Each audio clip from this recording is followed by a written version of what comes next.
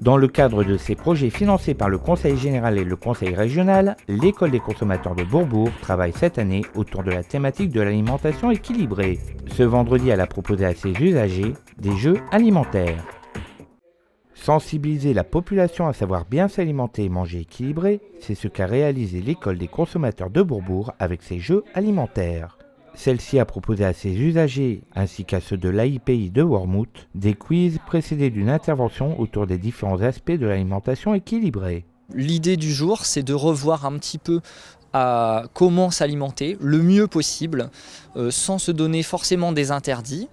Manger sain, équilibré, on entend tous les jours manger équilibré, ni trop sucré, ni trop salé. Voilà, c'est ce qu'on aborde aujourd'hui, manger correctement, sans se donner des interdictions tous les jours et en gardant surtout une activité physique. Un moyen simple de se protéger des risques d'obésité et des maladies cardiovasculaires, avec des conseils simples et de nombreux trucs et astuces. C'est très important de manger des fruits et des légumes puisqu'on apporte bien sûr les vitamines qui sont essentielles, mais aussi les fibres qui vont du coup faire travailler l'intestin et renouveler notre flore intestinale. L'équilibre alimentaire, on en entend parler tous les jours et c'est pas pour autant qu'on le met en œuvre chez nous. Alors on sait tous comment il faut bien manger, par contre on ne l'applique pas forcément. Donc c'est juste se dire, ben voilà, il faut peut-être que j'équilibre un petit peu plus au niveau des fruits et légumes.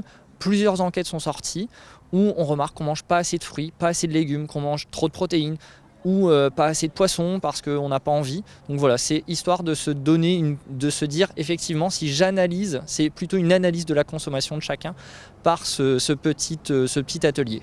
Dans la continuité de son projet, l'École des consommateurs va réaliser un livre de recettes d'antan avec les usagers de la maison de retraite de Bourbourg et des recettes en vidéo.